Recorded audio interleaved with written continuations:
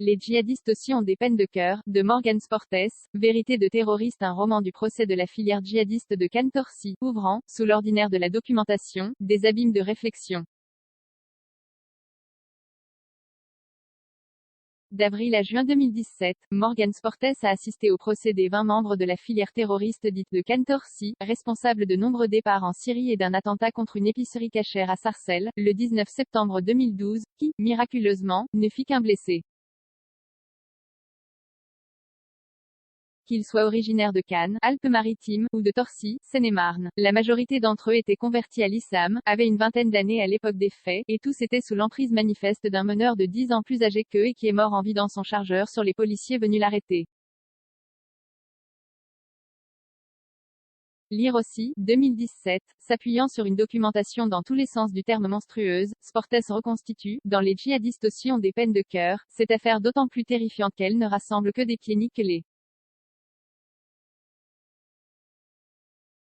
En modifiant les noms de lieux et de personnes, il gagne une liberté de manœuvre efficace.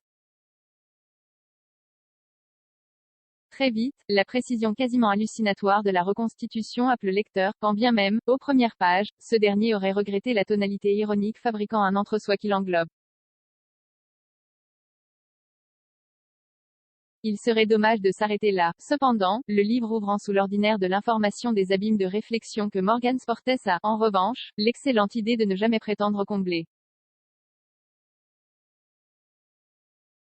Confusion autant sentimentale que morale lui-même emporté par ce livre désolant, l'auteur de l'APA, Seuil, 1990, oublie peu à peu l'ironie, ne gommant rien de la confusion autant sentimentale que morale dans laquelle se noient les apprentis terroristes dont une dizaine de jeunes gens au départ peu susceptibles de se révéler meurtriers. Sur fond d'antisémitisme crasse, la problématique du mépris social, qui enflamme instantanément tout ce qui est perçu comme atteinte à la religion, est omniprésente.